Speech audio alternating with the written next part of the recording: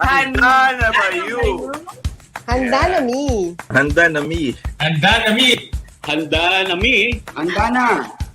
May isa kang pwedeng maging abogado, Secretary Panelo, Soljon Calida. Grabe yun, sobra yun. Pili nuts. Ibig sabihin, pili lang po kayo ng isa. Inday Sara or Manny Pacquiao? Manny Pacquiao. PGMA or PRRD? PRD. Ang hirap naman ng sagot na ng tanong. Galing ng mga question mo, leading ha? Charot or true lulu? Charot po, not true. Ang true lulu is totoo. These don't mean anything. Nahuli ka na ba ni Mrs.? Charot. Ang Ilonggo ba, kahit galit malambing pa rin? Trolala. True lulu po. Trololo. Naniniwala ka ba sa mga alien? Chereret. Sulong mga kapatid o urong mga kapatid? Anti-terror law. Urong mga kapatid, hindi lang kapatid, mga kamag-anak, lahat na, urong.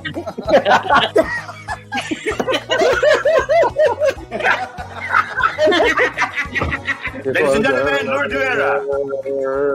Wherever you And now, the end is near. Magazine. Malat kayo pala. I am woman. Maraming hindi naniniwalang may forever eh. Hindi pa niya ako kilala, mahal ko na. Anong bahagi ng iyong katawan ang gusto mong ibalik sa dati? Nagtatapos. It's been a wonderful experience tong pag-guest ko sa inyong show. I really enjoyed the interview. Ngayon lang ako nakaranas ng ganito. Patanggal na tayo. Maraming salamat, lalo na sa ratatat. Ratatat! Ratsadang tanong, tapatan at tarang, tahan.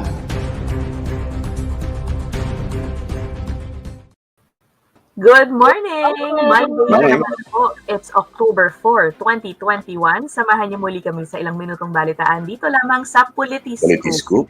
Ako si Ina Andolong. Michael Fajatin po, inyong lingkod. Magandang Monday morning. Marami na naman po ang magpa-file ngayong umaga. We just heard that was going to Mayor's is on the way na para baka nandyan na yan sa Comelec today.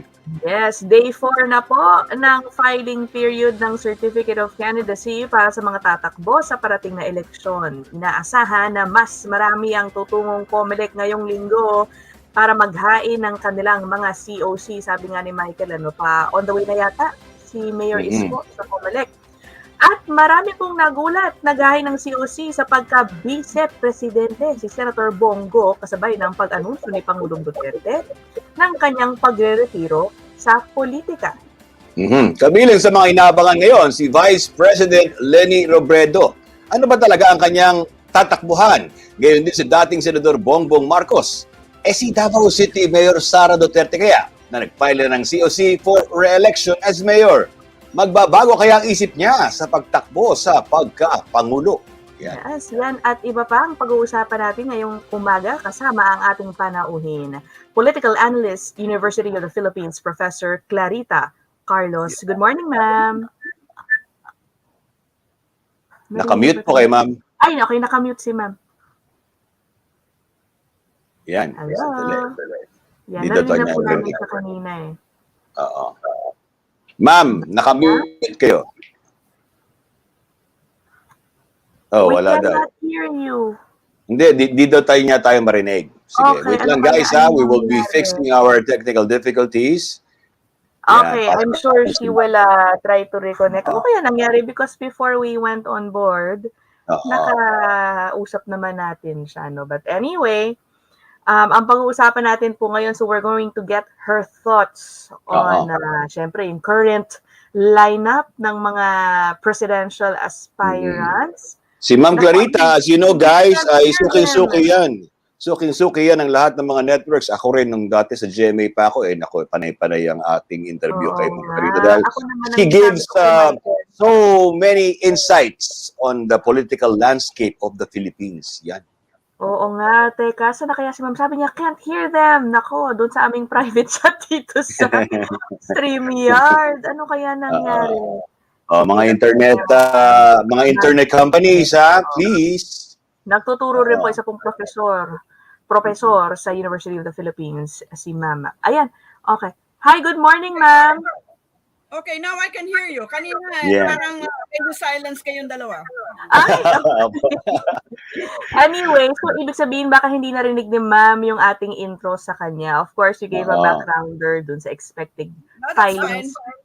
Nag-lip, lip reading na lang ako. Doon sa mga Pareha tayo. I lip read also.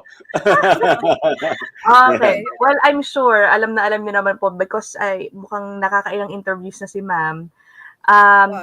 We'll go straight to the point na ma'am. All I read in an interview, I think a few days ago, you said you're happy sa lineup ng presidential aspirants so far na nakita ninyo.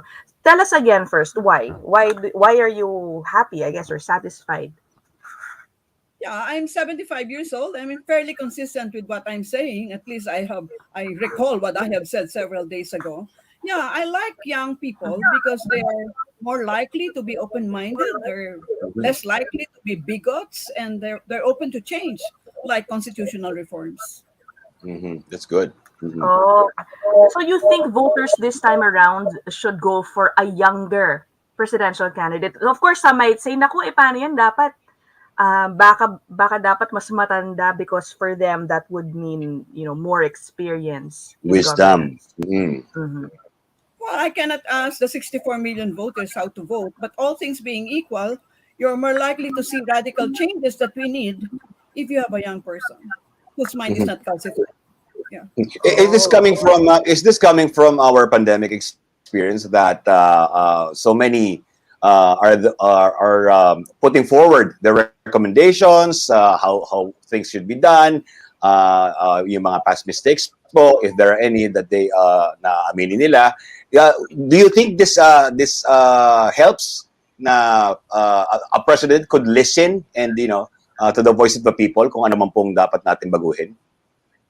Well, I'm a scholar, so I pay attention to the evidence, the empirical evidence in scientific studies, which is saying that all things being equal, ceteris paribus, the young people are more likely to be open to change because they have a whole future in front of them.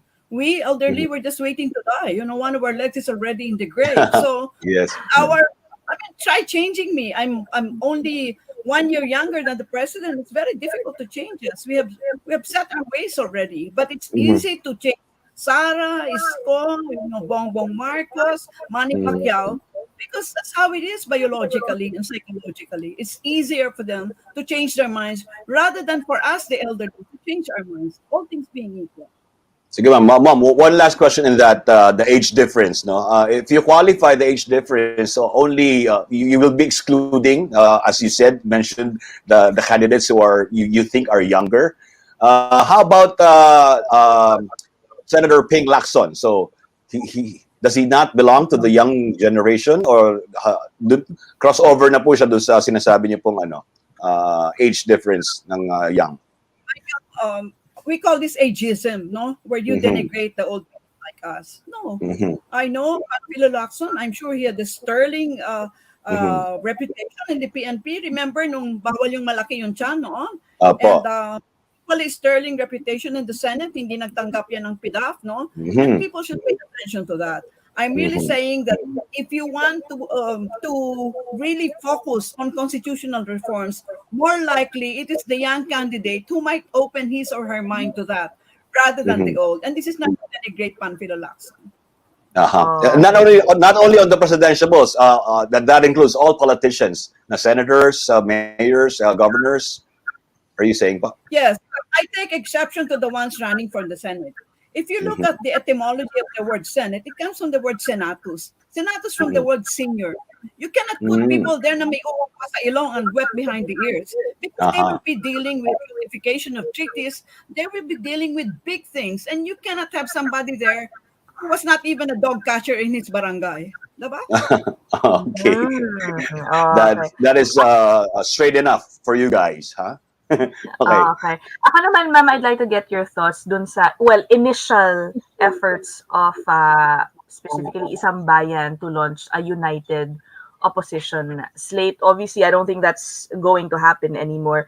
Pero kayo ba, do you really think that, is it better to have multiple candidates for President and Vice President? Or do you think there was wisdom doon sa pinopropose ng Isang Bayan? What Isang Bayan is proposing is ideally what may happen, but let's just stop talking about united or unified opposition because nothing like that will happen. The reason why you're seeing the dynamics that you're seeing right now is because you have a very broken political party system. Nakita nyo, I mean, the political groups just mushroom, para siyang kabuti eh. Nag-ulan, lumabas yung mushroom. And then pagkatapos ng ulan sa mainan, mawawala na yung mushroom na yun. And it's because of the broken political party system, kaya nagkuha-kuha ka dyan galing sa kawayan, bigla na lang magiging national candidate, no? I always give this example because it is so pertinent to what we're discussing. You remember Tony Blair of the Labour Party of Great Britain? Yes, ma'am. He did not become suddenly a prime minister. He became a Labour Party member when he was 16 and 17. Hinubog siya ng Labour Party. You know, nakita niyo yung pumalit kay Prime Minister Suga ng Japan? It came from inside. Fumio is a foreign minister. It did not come from somebody whose wife, husband, or daughter or son just died. It doesn't work that way. But because we have a very, very broken political party system, no? Some parties, they don't even deserve to be called parties. They're just political groups. No? So that is the reason why you will notice, ilang minuto pa lang tayo sa interview, I mentioned already constitutional reforms 3 times. Mainly because if you do not change the structures within which we operate, you have more of the same things. You will just have changes in faces. I guarantee you that. Mag-iiba lang yung pagmumukha ng tao. What do you propose, ma'am, in these kinds of changes? What specific changes would you like to see happen in this lifetime?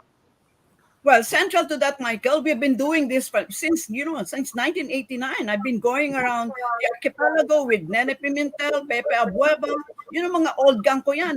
Some of them sumalangit na, no? What were we doing? We were doing political education. When federalism was not even mainstream, it was just in the margins. Parliamentary system. If you have a parliamentary system, you don't even need to talk about term limits. You don't even need to talk about political dynasty. Somebody can be prime minister hanggang mamatay na siya. I mean, look at Chancellor Merkel. 16 years siya, di ba? Look at Lee Kuan Yew. How long? Look at Mahathir. They were all in a parliamentary system. Presidential ka, either 4 years or 6 years. Of course, 6 years is too long for bobo at magnanakaw. A bad one. Bad one. An unacceptable one, no? Yes, ma'am. But really, after Michael, ang empirical evidence nagsasabi na the longer the tenure of the chief executive, the better for economic growth to happen. Kasi yung continuity talagang nai-ensure mo eh. At alam mo talaga na yung political party niya, siya yung palaging majority, whether one party or a coalition dun sa parliament. That's why I keep on harping on the shift to a parliamentary system because that is party government. You will not have the kinds of things that you are witnessing right now if we have a parliamentary system. My follow-up there is, would that be tailor-made for the Philippines, considering that here, political dynasties are so much talked about, and so many families have just instituted their relatives or close friends o kung ano naman po. Would yung saying pa na sinabi nyo kanina, no? 6 years is, they say, too long for a bad one and too short for a good one. Yung parliamentary po na sinasabi po nyo, does that suit us, our culture? Well, concomitant with the shift to a parliamentary would be a change in the electoral system. Right now, if you will notice, hindi pa nga kampanya nangangampanya na silang lahat, no? I'm sure you have seen all the billboards all around, plus, Yes. all those cute political ads and like that. If you have a parliamentary system, as in the case of most countries who are parliamentary, the campaign period is only at most 2 weeks. And you only need to run as a member of the electoral district, and you can have your chancellor or your prime minister for as long as he controls the house. That is the beauty of a parliamentary system where the continuity is there. And you don't even need to talk about term limits because you can be elected for as long. And you don't even need to talk about political dynasty because everybody now will have an equal chance of getting elected because your party will take care of you, Michael and Ina, Because your party will say, oh Michael, ako nang gasto sa'yo dyan sa campaign mo, akong gasto sa'yo sa mga radio, TV, ano mo, ads mo, pero siguraduhin mo pag hiningi ko yung boto ng sa ating party line, boto ka. Because pag umiwas ka dun sa party line ninyo, you're committing political suicide. Do you see the sea change when you shift to parliamentary system? So term limits and political dynasty, they become irrelevant issues. So parang mangyayari po, ma'am, they'll be having also parliamentary po, na parang sa US din, kunyari, dalawa lang po ang partido at dalawa lang iboboto mo, no? Parang ganun. Ako I would agree on yung sinasabi niyo pong party lines kasi malinaw po doon if our party puts so much weight on health, yun po ang ating pagtutuunan. Hindi po parang dili-dali na I'll get pressured by other politicians or other companies or other groups. So, parang ganun po yung sinasabi niyo. That one is good. Yung sinasabi po niya na yan. Apo. Ang US presidential, wag nating kopyahin yun. Kasi ang daming pangit sa kanila. No? Although kinopya natin ang kanilang constitution. No? Pero yes, sa parliamentary system, no, hindi pwede yung bobo doon. I'm sure you have seen the question hour in Great Britain. You have seen Theresa May when she was supporting the Brexit. No? Hindi pwedeng walang laman yung ulo mo para maging prime minister.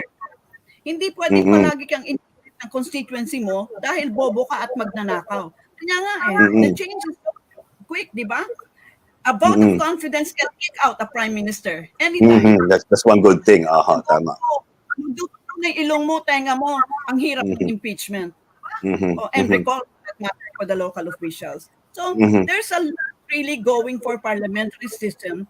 And by the way, it can be one party, two party, multi-party. You just allow the dynamics of the system to bring it about. Huwag mo ilalagay sa constitution. Mali yan. Ma'am, I'll venture a quick question, a quick answer from you. Ilang percentage po do you think yung binabanggit niyo na po na mga bobo na nakaupo ngayon?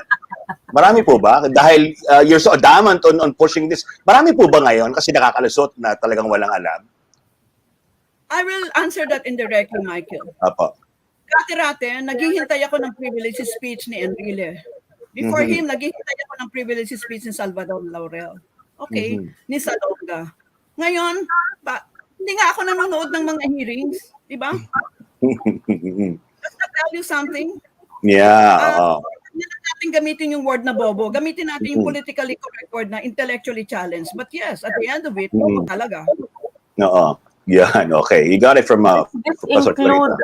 Does this include yung mga nangangarap po ngayon maging Pangulo, ma'am? Do you think this applies to some of them who are aspiring to be president, yung intellectually challenged? I don't like to be libeled, no? To be sued for libel. But in several interviews, I have defended Manny Pacquiao. Oo, hanggang grade 3 lang siya. Pero bakit nyo naman siya minamaliit? Hanggang grade 3 lang siya kasi mahirap siya. At it is true na medyo naive at simple yung mga proposal niya. Pero pag nilimin yung mabuti, magbigay siya ng bahay, tama yung sinasabi niya. Kasi pinapakita sa pagsasaliksik na pag nabigyan mo ng bahay, ang tao na yan ang magiging source ng stability mo kasi bibili siya ng ref, washing machine, etc. like that. And ayaw niyang magulo yung status quo. Diba? So mag-create siya ng production. So, bakit natin minamaliit yung isang taong hindi nagkaroon ng formal education? So this is what I mean. But what I'm saying is that there are people who really from the beginning have really nothing between their ears and alam na natin yan. Ang ganda ngayon ng social media Bagamat nagbubungguan yung mga kanila, bahala na tayo maghimay-himay kung ano ba yung tama dyan at hindi. Siguro na-introduce ko dito kasi nakita ko kanina sa feed ko natandaan niyo si Napoles, yung nakapreso ngayon? Yes, John Napoles. Okay, alam mo kanina, in-interview sa somewhere and sinabi niya, yung isang senator, minit siya sa Shangri-La kasama yung anak ng senator, nang hingi sa kanya ng pera, binigyan niya ng 5 million. You know, alam mo si Napoles, merong listahan ng mga taong nanguha-nguha doon sa PDAF, di ba? Apo. Palagay ko lalasunin nila yan para hindi expose din yung Oo nga. Kasi hindi pa kompleto. Hindi pa ata kompleto yung listahan niya sa nabulgar niya. Pero may mga tatakbo muli po, no, na dati nang nasangkot o na kay Napoles sa ngayon. So may telling din po yun. Yan. Yes, Okay. yes. That, Ma'am, ako naman, are you, Sige. okay ka na, Sige. Michael? go ahead, Ina. Okay, moving on naman, ma'am. Well, ang situation sa atin parang those who want to take over Malacanang, opposition daw. But right now, who do you think is the real opposition? Etong si Senator Is there such a thing? Trillanos is parang saying walang totoong opposition going against whoever the administration's bet is going to be. Or is it even important to talk about administration and opposition? Okay, I have to answer that with a rather long-winded answer. We are living in a liberal democracy. When you have a liberal democracy, you must have somebody saying something against without getting imprisoned. I'm sure pag ginagawa natin to sa isang authoritarian regime, lahat tayo preso na. Diba? Pero kasi, nasa liberal democracy framework tayo, ang opposition is opposing the government of the day. Yung nakaupo. Anyone. So, oppose mo yung kanyang policy sa pandemic, sa health, sa agriculture, sa foreign policy. Yun ang ino-oppose mo. Ino-oppose mo yung policies at actions. But you are loyal. You're a loyal opposition. You are loyal to the principles of the Republic of the Philippines enshrined in our Constitution. And ang sagot sa iyo, Ina, is yung mga opposition na yan, kailangan marinig natin, tinutugis ninyo yung Duterte policy on pandemic, agriculture, etc. Ano naman ho ang alternatibo ninyo na mas gwapo? Yun ang hinihingi na kanila. No, baka yung mga iba na nagpa-file lang kanilang mga COC, nagpapagwapo, hingan mo nga ng program of government yan, ng roadmap. Anong gagawin nyo for the next 2,000 days na kayo magiging presidente? No? Siguro dapat kayo, you should stop inviting us, no? Ako, political scientists, please start inviting these people and talagang tanongin ninyo, itong gusto mong gawin, saan ka ba kukuha ng salapi para dyan? Sino ba yung political party na gagawa niyan? Parang independent ka. Ano bang plano? Ano bang plano talaga? Di ba? Ang hindi yung opposition may maka-oppose lang, makatuligsa lang, makapuna lang, parang ganun po sinasabi niyo. Yeah, tama ka, Michael. You cannot just say I'm against Duterte. You should not be against the person. You should be against kung anong ginagawa niya bilang presidente ng Republika. Di ba? Walang personalan. Kung person lang, magsuntukan na lang sila o magduelo na lang sila. Yung po nangyayari ngayon pag mas sobrang personal na sila, naghahamon na sila ng kung saan-saan. Ma'am, ito po ang mga tanong. Dahil kayo po ay political analyst, let's pick your brain on it na ano po mga tingin nyo sa nangyayari po ngayon? Ano po yung mga subtle cues na to look out for to give the voters some inkling of what is happening, di ba? Kasi may mga usapin po ngayon ng substitution, may mga usapin ng delaying of filing of the COCs. Ano po bang ibig sabihin nito? Kasi sa ordinaryong tao po, kung may nakikinig po sa atin na parang ordinaryong tao na sasabihin nila, ba't di ka nalang mag-file kung magpa-file ka? O kaya, pag nag-file ako, bakit hindi ko nalang panindigan yung pagka-file ko po na yun? Ano po ito mga subtle cues ng ito pang mga political moves? Give us a lowdown on what's happening ito pong stretch of the filing of the COCs. Well, there is a reason kung bakit may substitution. Halimbawa, nag-file ako, tapos napako ako, natetano ako, namatay ako. Okay. So you've got to substitute me within the same political group where I belong. Yes. To which I belong. So dapat may substitution. Kaya lang, yung substitution talagang ironclad siya.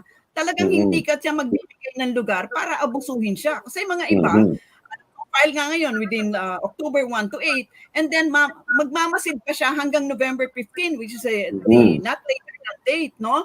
Para malaman niya saan siya lulugar. So when people are saying, if Sara Duterte wants to run, she may run, assuming she may substitute for somebody, assuming that the hugpong ng pagbabago is accredited as a political party. Kasi political party dapat Hindi siya pwede sasabi siya sa, anong pangalan ni Re, yung PDP laban. Kasi hindi ba na-open letter nga, nagalit siya kay Kusi na minamanipulate siya. Political circles ang sinabi niya. Oo, less likely siyang makipag partner kay Bongo kasi nga hindi siya kasama sa hanay na yon. More likely pa nga makipag-partner siya kay Bongbong Marcos. And then let's talk of livelihoods Hindi naman tayo nagmamadang ring dito. We are talking of likelihoods, di ba? Probabilities. Pero di ba sinasabi niyo ba dapat may partido, no? Dapat may maghain sa partido niya. Should it be a national party? It's a provincial party po kasi. Meron po ba dapat maghain sa hugpong kasi hugpong siya ng pagkapangulo? Tapos yun ang sasubstitutan niya, parang ganun po. Is that likely to happen? Meron po ba indications ngayon na that can be possible for her? Well, the prior thing that can happen is hugpong ng pagbabago to be accredited in the COMELEC as a political party. Then the substitution can happen. Outside that umbrella, no substitution can happen unless Sara joins another party which is already accredited and therefore magagawa naman nila yun. Pero more likely, yung hugpong ang dapat magpag-accredit before any substitution can happen on or before November 15. And after accrediting, kung nangyari po yun, they should file or they should have a candidate for president na isa-substitute niya. Ganun po ba?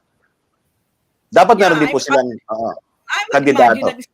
I would imagine nag-strategize na sila ngayon. No? Because experts na naman dahil parang wala na atang nuisance candidate rule ngayon. So, another person can just file. Like, you remember that guy who filed for Duterte? I forgot his name.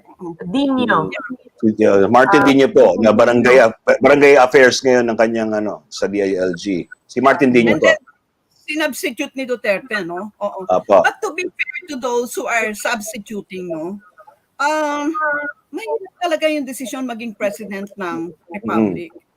It is not as if mayor ka, i-scale up mo lang sa national. Because iba yung krimen, iba yung security issue, iba yung air pollution issue, water, electricity.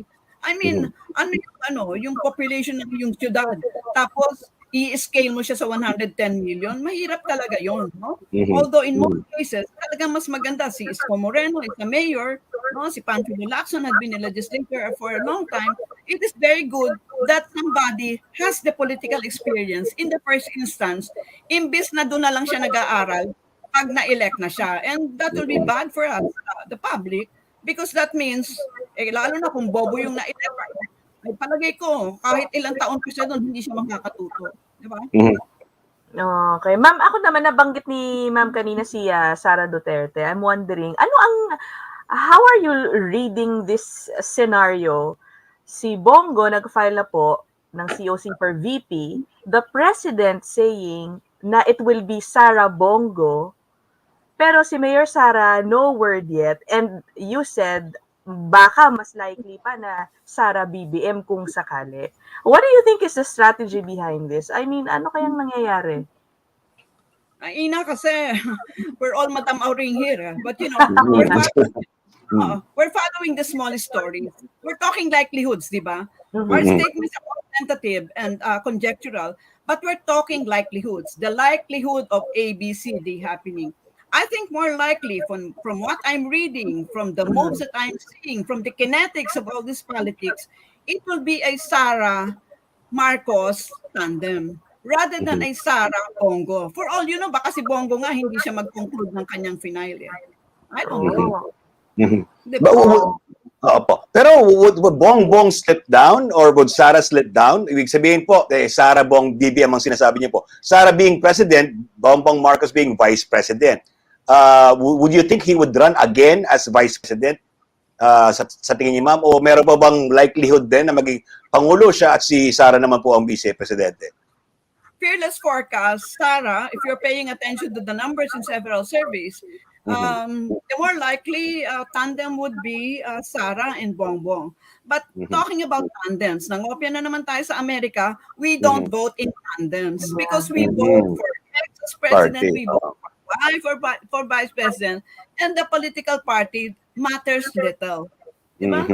This is the way it is in our system. And of course, if you have a parliamentary system, you don't even need a vice president. You only have the chancellor or the prime minister.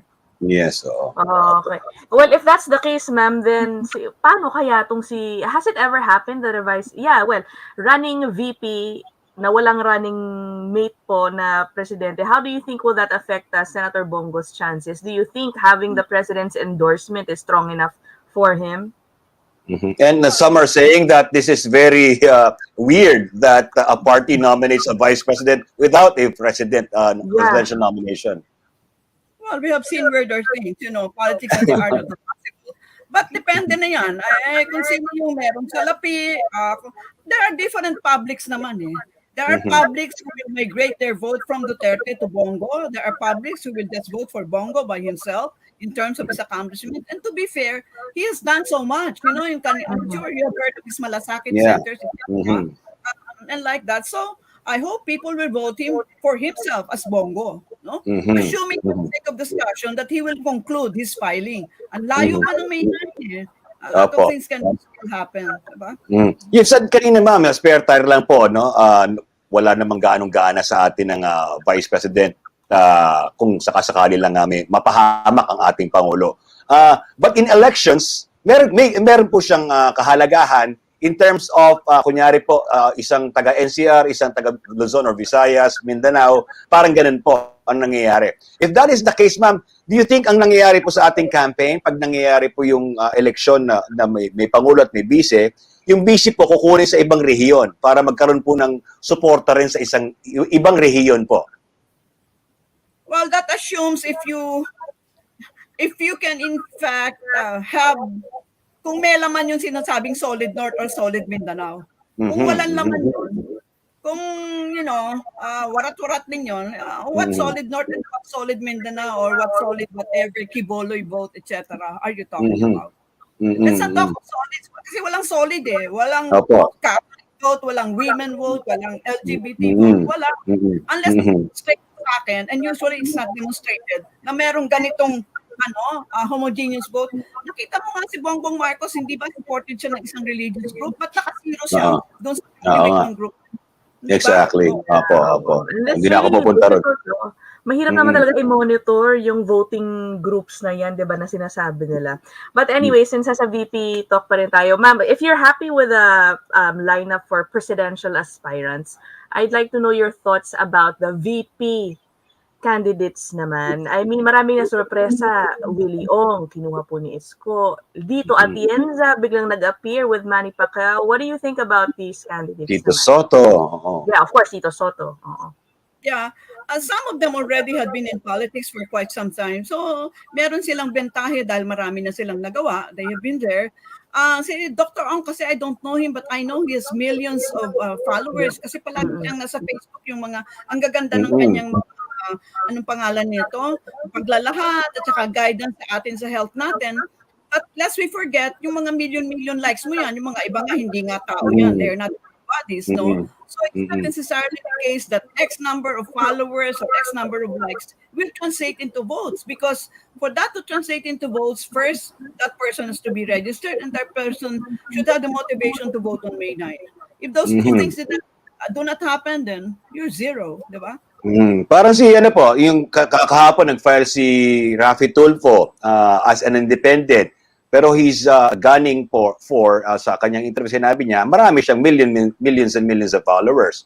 Yun po yung sabi niya, it does not necessarily translate into votes. But how about his authenticity sa Comelec po, to be declared independent na may kakayahan na tumakbo, kung yun po ang kanyang sinasabi, millions and millions of followers. Do you think maaprobahan po yung ganito? At may likelihood na manalo din? Call ng Comelec yun. I'm sure, alam mo, last time na nag-vote ako, yung balota ng senator, nahilo ko. Mabuti na lang meron ako. Digo, talagang kailangan hanapin mo eh. Lalo na, apelido na nandun sa seat. Ang ganun ba?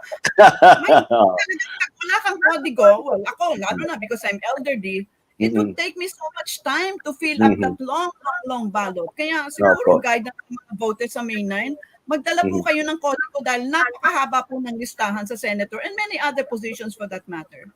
Guide po ang sinasabi ni Professor Clarita Carlos, magdala kayo ng kodigo o guide nyo. Hindi kodigo yung mga ngopya kayo sa katabi nyo ng iboboto nila. Ha? Gumawa kayo ng sarili ng desisyon. Bawal na ngayon, Michael, kasi palagay ko magdadagdag ng room sa UP Elementary where I vote kasi dati mga upuan doon less than 1 meter apart eh. Ngayon siguro sila ng rooms para talaga yung physical distancing will happen. Will happen po. Sige ma'am, kanina po we talked about likelihoods. Ano na lang po ang likelihood ni VP Lenny kasi marami rin nag-aabang, no? Ang dami rin nakaangkla sa kanyang pagtakbo o hindi pagtakbo. Di ba? Meron mga ganun din kulatili iba itong ating mga politicians eh. Kung tumakbo si VP, mag-senator ako. Pag hindi siya tumakbo, magpapangulo o mga ganun po. Ano pong likelihood of the way you're seeing now, the way you're reading it, the way the cues, the political cues are happening, ano pong likelihood na she will run as governor or as president? Well, only she can decide that, and she's taking her sweet time to do that, and that's her prerogative. But I hope Trillanes will not wait for her, and I hope Trillanes, who is also a student here in the UP, will just strike it out and run for the presidency. Di masaya. Okay. Let's talk about the pre-election surveys naman, ma'am. A number of surveys have said na if there's anyone to beat ang pambato ng administrasyon, it may be or it will be Isko Moreno. Do you see him as that candidate na posible, na pinakamalakas sa lalaban? I'm sure that kind of declaration came from the numbers. We'll see. It's early days yet. We don't know. We don't know. Okay. Kasi nga, anim yung pagpipilian mo eh. Diba? And more likely, pa lang. Minority president ang mai-elect, pero hindi ba alin naman, magmamaswearing ina naman yan eh. So wala namang katuturan ng minority siya. He or she will be president of the republic, di ba? Oo nga. At kapag naging pangulo siya, magtatalunan, magliliparan, di ba? Ang ibang mga politiko papunta na naman sa kanya. Magkakaroon na naman to ng super majority. Ganun po lagi. Bakit ba nagkakaroon ng super majority tuwing na lang nagkakaroon ng pangulo? Saan man siya galing? Di ba? Hindi po ba dapat pinagbabawalan itong mga balimbingan na ganyan? Dahil, di ba, di po ba parang nangyayari, sinusuportahan natin yung nakaupo. Sa pagsuporta natin sa kanila po, nawawalan po sila ng kanilang independensya o sariling pag-iisip. At kung ano man po yung sinasabi ng Pangulo, yun po yung takot ng mamamayan na palagi tayong on the brink of di ba, the word is dictatorship pag nangyayari po yun eh. Ano pong tingin niyo, ma'am? Bahagi ba dito sa pag sinasabi yung parliamentary system na dapat maayos na sa politika sa Pilipinas? Super majorities are really advantage. In fact, if you have a parliamentary system, the prime minister will be elected as a member of parliament and will become prime minister kasi siya yung merong pinakamalaking boto sa parliament. So, wala ka ngayong hidwaan between the executive and the legislative kasi naka-fuse siya eh. The prime minister is the head of government. Queen Elizabeth is the chief of state. Di ba? Ceremonial lang siya. Siya lang yung nagbubukas-bukas ng mga horse races. So maganda yung super majority. Unfortunately, Duterte had that super majority. Never mind that we were under a presidential system, but he did not take advantage of that super majority to push constitutional reforms and many other bills that need to be pushed, like a National Land Use Act, di ba? National Land Use Policy. Doon ako papunta, ma'am. Bago tayo magratatat, ma'am, doon na tayo.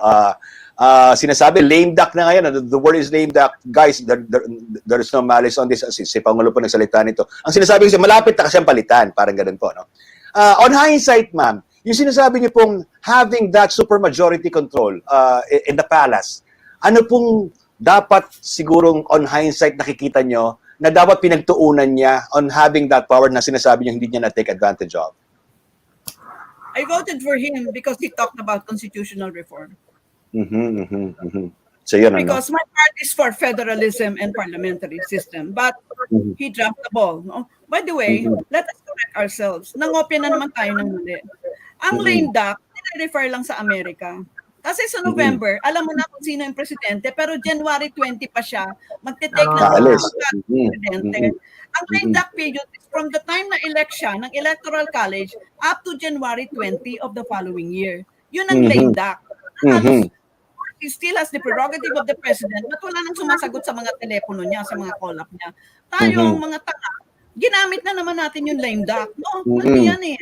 Because the president has the full prerogative, the full authority of the office until June 3rd. Exactly. Hindi ko alam yun na. Okay, that's good to know. You are miseducating the public. Nangopya na naman tayo. No? Sa kanya po galing yung salitang yun, hindi po sa akin. Ma'am. Mali din siya. Siya po nagsabi nun, lame duck na ako eh. Sabi niya gano'n. Leading siya. Hindi siya kasi nakikinig sa mga scholars eh. Hindi, I have a last question before tayo mag-dagat na. Do you think the administration's supposed political capital is really strong, or is it overrated?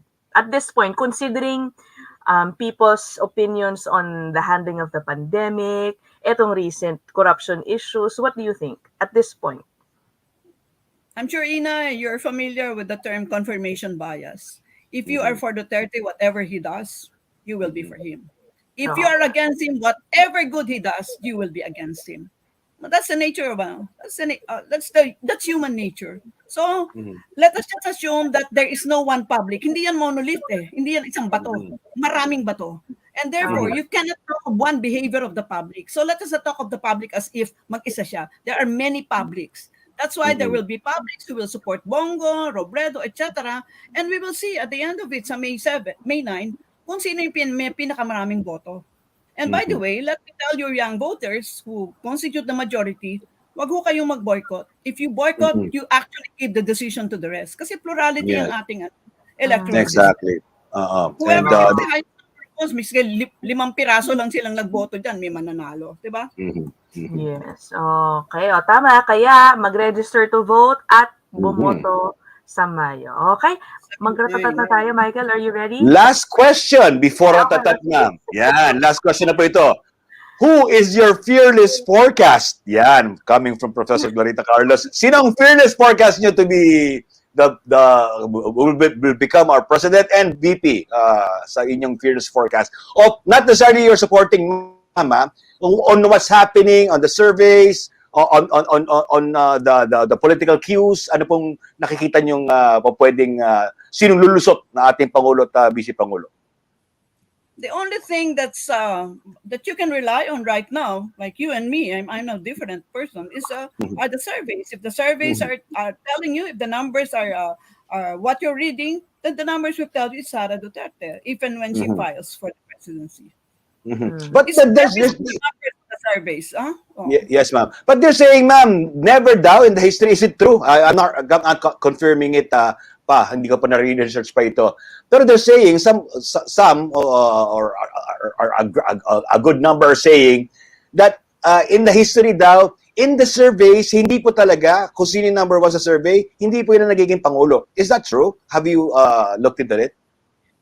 Okay, remember there was a time Villar was number one, of course. Okay. What a survey? Because I teach survey in my research course. Survey is a camera snapshot of what you want today. Michael, Ina, sino ba gusto mo ngayon? Bukas tanungin mo. Parang I love you yan eh. Sabi ni Michael, Ina, I love you today. Bukas tanungin mo uli ako, ha? Baka magbago. Magbabago isip mo until malapit ka na sa May 9 eh. Kaya nga nakalagay sa libro ko on electoral reform.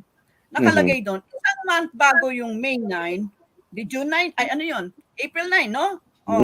Isang month doon, mag-survey ka man, wag mo i-broadcast, ibigay mo lang doon sa nag-commission sa iyo. Kasi pag i-broadcast, tamad-tamad, titignan lang yung survey results. Diba? Oh my God, number 38 pala itong gusto kong senator, ayaw ko na siyang i-vote. Ayaw ko na, sa mga first 12. Kasi baka sayang yung boto niya. That is one of the minuses of the survey. This is not to denigrate the surveys. Kasi ang survey, nakasalala yung kanyang integrity sa dalawa.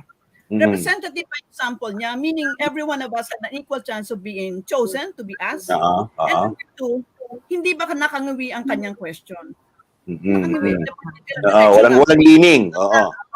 Natandaan niyo si Miriam Defensor noon, sabi niya, bakit wala ako diyan sa survey na ano? Yung pala hindi siya nilagay sa listahan. Exactly. Hindi nakangiwi yung yung question. Dalawa lang. Kaya ngayon po parang nagka-cry foul si Ping Lacson dahil hindi daw siya kasama dun sa recent survey na lumabas, no? Hindi siya talaga sinama. So, may disadvantage po talaga. Because parang na Miriam siya. And that is not fair kay Panfilo na hindi siya sinama sa multiple choice. Dapat kasama siya sa multiple choice. O kaya, ang mas maganda, gawin mo siyang blank para free recall ng tao. Gusto ko to sila kaya lang maging ano, yung ito yung nagtitinda ng tahod. Gusto ko ilagay yung pangalan niya doon. 'Di ba? Lagyan mo lang ng blank doon para hindi mo siya pinaprad na ito lang parang forced choice ka 'di ba? Nandun na tayo ma'am sa surveys. Last na lang talaga. Do you think surveys help? And if you had your own choice, what could surveys do better para sa Pilipino naman, the service of the Filipino? Parang ABS-CBN in the service of the Filipino po.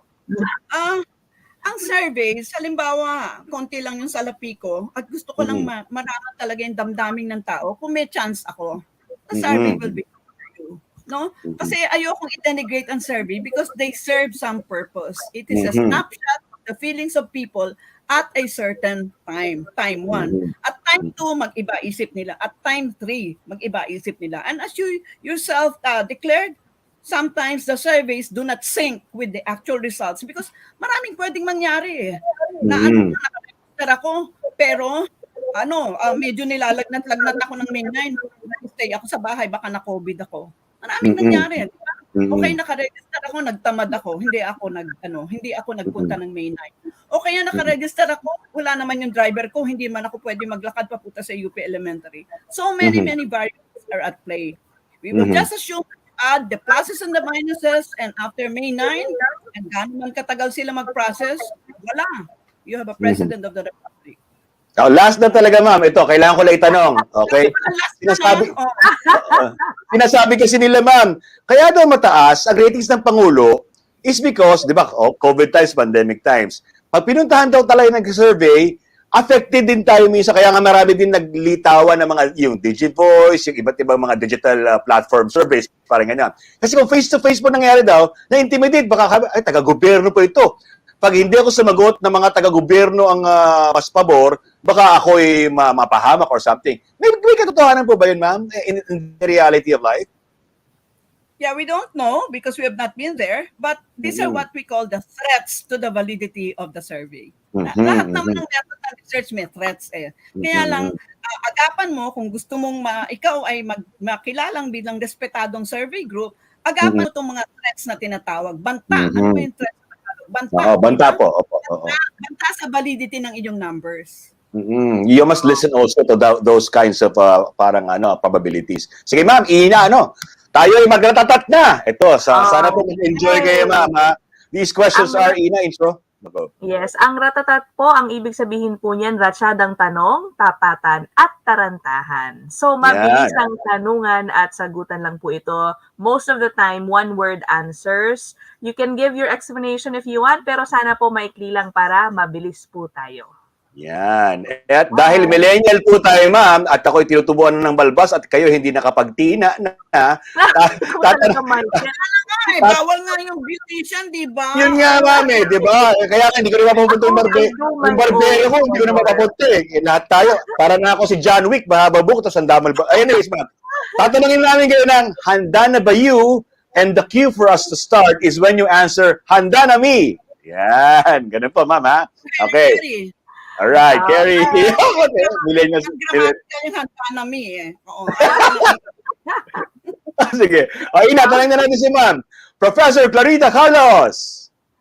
Handa na ba you? Handa na. Ratatak! Ratsadang tanong, tapatan at tahan.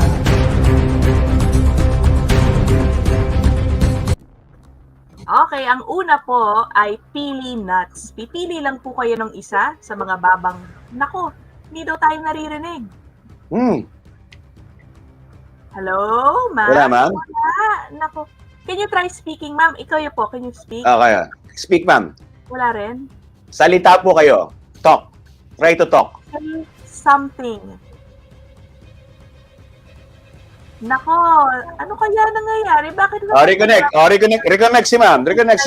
May private chat dito para sa mga participants sige. Cannot hear daw ulit si ma'am. Try to... while ma'am is reconnecting, sige. Gawin natin ganito. Pwede kayo mag-send ng ratatat questions, ha? Baka gusto niyo para para matulin ng utak namin, bigla namin matanong, para magkaroon din kayo ng, mas-spark din ang inyong creativity. Meron ba, may Ina, sa ating chorba? Hindi ko rin kasi, ikaw na titingin nun kung meron kang... Mga suggestions for Ratatat, you mean? And Ratatat questions. Kunyari, may gusto kayo natawag na something. Oo nga, or better yet, a whole segment you can even... Maging segment producer namin kayo. Kung ito na yata si ma'am. Yan, game. Sige, okay. Let's go. Sino nga yung kasi dyan. Ang unang part ay pili nuts. Pipili lang po kayo ng isa sa mga babanggitin ko. Okay. Socialism or democracy? Democracy. Science or tradition? Science. Values or virtue? Values. Theology or technology? Technology. Ito, algorithms or old school? Talagang old school. Old school. Books Kita ba or ako yun eh. Books or gadgets? Books. Face-to-face or virtual? Depends. Depends. Health or wealth? Health. Truth or facts? Facts. Plants I don't know or what it pets? looks like. Can you repeat? Plants or pets? Again? Plants or pets? Plants. Ilang beses ako nakapunta kay ma'am. Talagang ang ganda ng garden niya. Charot o true lalo? Yan. Charot po is not true. True lalo is true. Okay po? Have you ever used... Charot is not true. Opo. True lalo is true. Yes. Opo, yan. First time you'll be using those words, ma'am. Sige. Yeah. Charot or true lalo? Is it true that a lie repeated over and over again might become the truth? Charot o true lalo? True. True lalo. True lalo po. True lalo. Alright. Ang PR po ba ay propaganda din? True lalo. Do you believe in surveys? True lalo. Okay. Do you think this election can elect a majority vote president? I don't think so. Charot pala. Yan, charot. First time to hear it from ma'am, ha? Okay. In this election, in this election, can money still be the major driving force for winnability? True lalo. Yan, okay. Do you watch or still watch the late night or early morning talk to the people or press or PRRD? No. Charot pala. Sarap. Ina. Ito naman pong sunod, the best and the brightest. So I'm going to give a question, sagutin nyo lang po ng usually a name lang po to. Best President of the Philippines for you. That's the president. Ferdinand Marcos. Oh, wow. Okay. When you say statesman, who comes to mind? Statesman? Apa. Ferdinand Marcos. Okay, what's the best campaign slogan for you? We can Let's do talk it. to you. Kaya na po, no? May gusto niyan. I don't know who, pero parang... Si ano po, si... okay. Si Flavier po. Si Flavier po, si Senator Juan Flavier. Ano sabi po yun? Let's go it. Para, tama. Okay, go. Yung DOH, di ba ginawa niya? Apo. Let's do it. Yan, tama. Okay. The best book you've ever read? Das Capital? Wow! Volume 1 and 2 po yun, ma'am, ha? Siyempre, ko muna executive summary ni Walden Bello kasi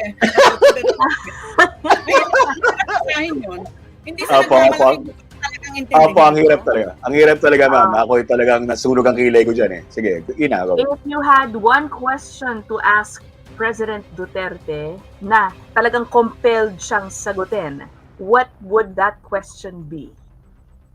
What is the real score on the Davao Death Squad?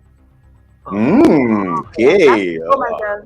Okay, ito po ay ang pangalan ng segment, Clarita's Way. Yan. Familiar po kayo? Clarita's Way. Kasi pa may Carlitos Way. Ito, Clarita's Way. Or what advice would you give these candidates I'll be mentioning or their handlers for a better chance for them to win or improve their messaging? Get po, ma'am? Guessing? Yan. Sige. O, sige. Clarita's Way. If you had your way, what would you advise, Isko? I want him to highlight his local executive experience, not so much that he came from a poor background. Okay, very good. Oh, how about Leni Robredo? I want Leni Robredo to be less indecisive and for her to really declare what she wants for a better Philippines. Okay, now parang ganon. Okay, how about for Sara Duterte? Sara Duterte, I hope Sara Duterte will embody what many young people supporting her would like everyone to do, and that is, again, for a better Philippines. Very good. How about for Ping Lacson? Yeah. For Ping Lacson, I hope Ping Lacson will clean up our two enforcement agencies, the AFP and the PNP. Okay. How about for Manny Pacquiao? For Manny Pacquiao, I like him. He came from a very, very poor background, and he's open to new things, and I would like him to continue with his charity work in his foundation, and to hack it out among the 5 others who will compete for the presidency. You've said earlier that the best president for you is Ferdinand Marcos. Okay. Ito, last na po. What would you advise his son, Bongbong Marcos? Stop leaning on your father and be your own person. You have been a local executive, and lean on your political experience as such. Okay, thank you, ma'am. Very, very meaningful. Thank you. Ratatak! Ratsadang tanong, tapatan at tarang, tahan.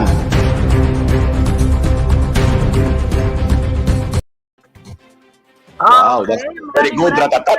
We hope you enjoyed that. Wala na naman.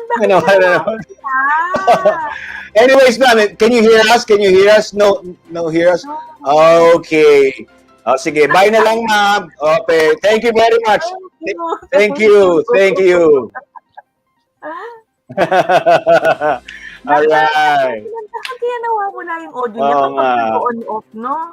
Hindi, pag nagbabumper tayo, nawawala ang audio niya. Yun, siguro na ano siya ng ating OBB, CBB. Ay si University of the Philippines Professor Clarita Carlos, isa pong kilalang political analyst. At napakamalaman, okay? Sa lahat ng mga kampo, ng lahat ng mga politiko, ha? Panoorin nyo to dahil may advice siya sa inyo.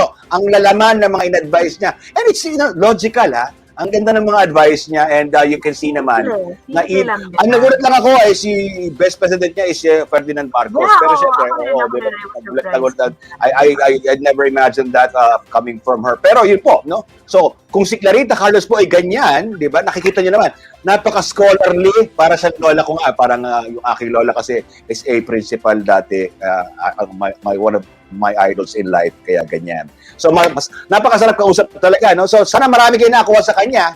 At sinasabi nga niya, okay, patuloy natin, huwag kayong tatamad-tamad sa pagboto, no? Huwag kayo para nagkasakit lang, para natakot ng tagit. Inabasa ka nga? Oo, in-extend na rin. Reminder, in-extend ang registration to vote na panahon. Kaya wala na po kayong panasot, please. Sa mga hindi pa po nakakapagparehistro, magparehistro na po para makaboto kayo sa Mayo. We'll read some of the comments. Tito Joe, sabi, buo ang tiwala ng mga Pilipino kay Duterte. Sige, malalaman natin yan. Corazon Peña Elioso, sabi niya, BBM Sara. Okay, wala pa ha. Ni Omeng, BBM Jing Tansuako. Bakit hindi magpakatotoo? Niloloko na naman taong bayan. Ano kaya ang tinutukoy nito? Baka yung ex niya. Numbers ni VP Lenny pang row 4. At sabi rin ni Emerson, this Prof is in fire, on fire. Is on fire. She's on fire! Hello. Wow. Good morning kay Raipat at Chakapova. Wow, what a handle. Marivic Morales, hello. Mark. Mukhang nag-enjoy si Ma'am sa Ratatatat. Actually, Ina, meron pa akong 2 segment para sa kanya. Tinanggal ko na lang. Hindi, kasi ang daming gusto ko itanong kay Professor Clarita. Sabi ko nga, susukoy ko nga yun. Maganda effect talaga yung brain niya. Pero for next time, guys, di ba, pwede natin siya ulitin. Sige, maraming salamat kay Raipat. At sabi ni Mary Vic Morales, so, hindi naman ito interesting. Okay, thank you. But thank you so for watching, Marivic. Yes. Love, love, love. Diyan po nagtatapos ang Politiskoop ngayong araw. Maraming salamat po sa mga sumusubaybay sa amin. I'll see you tomorrow. Michael will be back on Wednesday. Happy Monday po. Ako po si Ina Andolong. Michael Fajatin po. Stay safe, stay healthy, and stay loving. Bye! Bye, guys. Ang Coronavirus Disease 2019 o COVID-19 ay isang nakakahawang sakit dulot ng bagong diskubre na coronavirus. Ang virus na ito ay karaniwang natatagpuan sa mga hayop at hindi pa nakita sa mga tao noon. Base sa World Health Organization, ang karaniwang sintomas na dulot ng COVID-19 ay lagnat, pagkapagod at dry cough.